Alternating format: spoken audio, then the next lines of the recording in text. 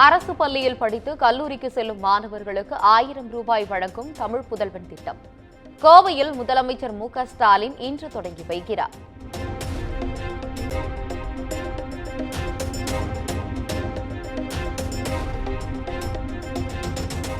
கோவை உக்கடத்தில் சுமார் 127 கோடி ரூபாய் செலவில் கட்டப்பட்ட 4 வழித்தட மேம்பாலம் பயன்பாட்டிற்கு இன்று திறந்து வைக்கிறார் முதலமைச்சர் மு.க.ஸ்டாலின்.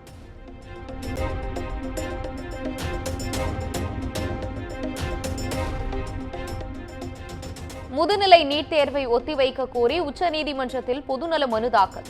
முதுநிலை நீட் தேர்வு நாளை மறுநாள் நடைபெறவுள்ள நிலையில் அவசர வழக்காக இன்று விசாரணை.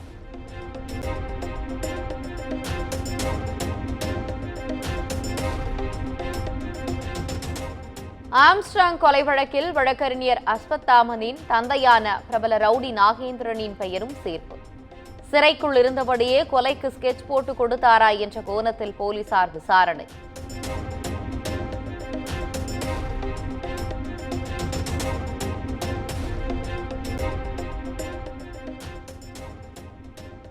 பெண் காவலர்களை அவதூறாக பேசியதாக சவுக்கு சங்கரை குண்டர் சட்டத்தில் சிறையில் அடைத்த உத்தரவை எதிர்த்த மனு. தாயார் தொடர்ந்த வழக்கில் இன்று தீர்ப்பளிக்கிறது சென்னை உயர்நீதிமன்றம்.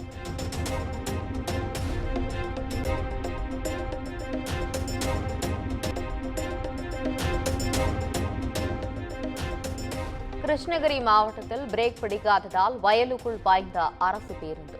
புதியதாக பேருந்து சேவை தொடங்கிய ஒரு வாரத்திற்குள் நிகழ்ந்த விபத்தால் மக்கள் கலக்கம்.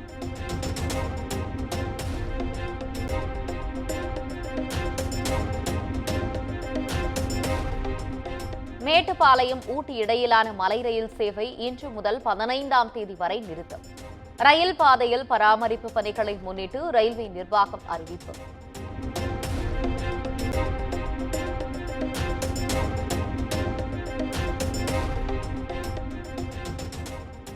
விழுப்புரம், தஞ்சை, விருதுநகர், சிவகங்கை உள்ளிட்ட மாவட்டங்களில் பரவலாக கனமழை. புதுச்சேரியில் கனமழையால் சாலைகள் வெள்ளமாக மாறியதால் பொதுமக்கள், வாகன ஓட்டிகள் அவதி.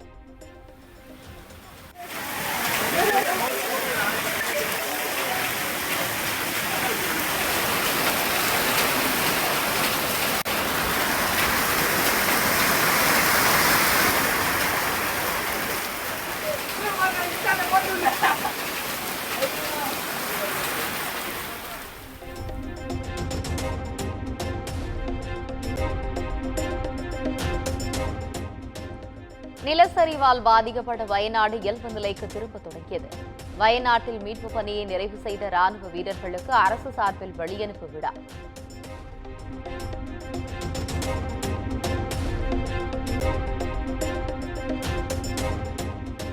டெல்லி முன்னாள் துணை முதலமைச்சர் மனீஷ் சிசோடியாவின் ஜாமீன் வழக்கில் இன்று தீர்ப்பளிக்கிறது உச்சநீதிமன்றம். 1 வருடத்திற்கும் மேலாக சிறையில் இருக்கும் சிசோடியாவுக்கு ஜாமீன் கிடைக்குமா என எதிர்பார்ப்பு.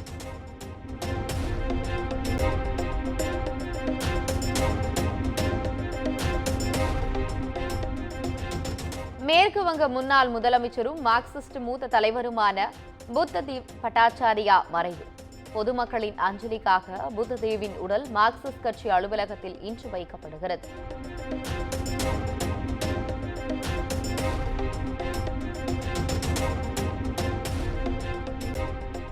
வங்கதேசத்தில் முகமது யூனுஸ் தலைமையில் இடைக்கால அரசு பொறுப்பேற்றது. முகமது யூனுஸுடன் இடைக்கால அரசின் 15 உறுப்பினர்களும் பதவியேற்றுக் கொண்டனர்.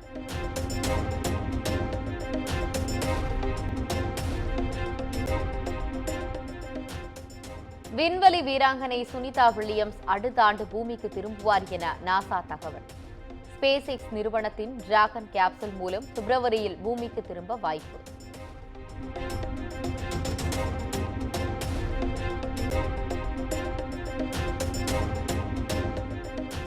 அமெரிக்காவில் தோழியின் தாயை கொலை செய்த நபருக்கு மரண தண்டனை. அமெரிக்காவில் 13 ஆண்டுகளுக்கு பிறகு விஷ ஊசி செலுத்தப்பட்டு மரண தண்டனை நிறைவேற்றும்.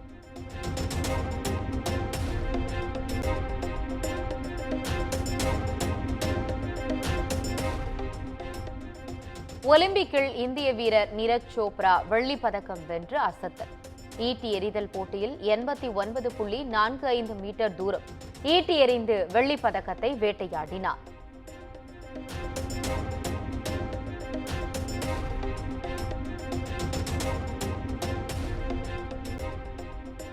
ஒலிம்பிக்கில் தொடர்ந்து 2 முறை பதக்கம் வென்று நீரஜ் சோப்ரா அசத்தல்.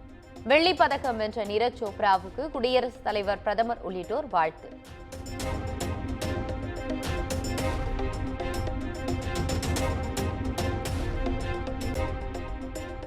ஹரியானாவில் உள்ள நீரஜ் சோப்ராவின் சொந்த ஊரில் வெற்றி கொண்டாட்டம். பட்டாசுகளை வெடிக்கவிட்டு நள்ளிரவில் நடந்த வான வேடிக்கை.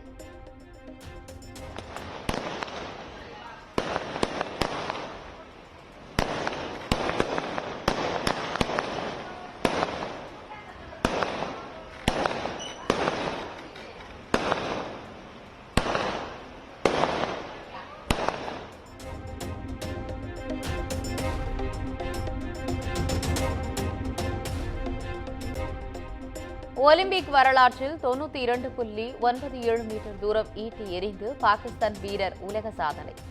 ஈட்டி எறிதலில் புதிய சாதனையுடன் தங்கப் பதக்கத்தை தட்டி சென்ற அர்ஷத் நதீம்.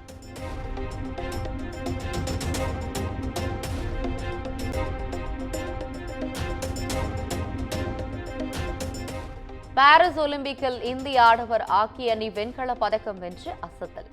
திறமை மற்றும் விடாமுயற்சிக்கு கிடைத்த மாபெரும் மகுடம் என குடியரசுத் தலைவர், பிரதமர் மோடி பெருமிதம்.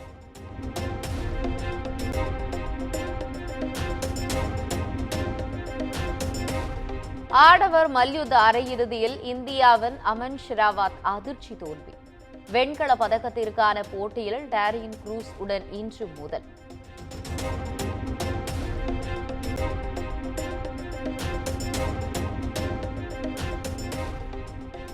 தகுதி நீக்கத்திற்கு எதிரான வினேஷ் போகத்தின் மேல்முறையீடு.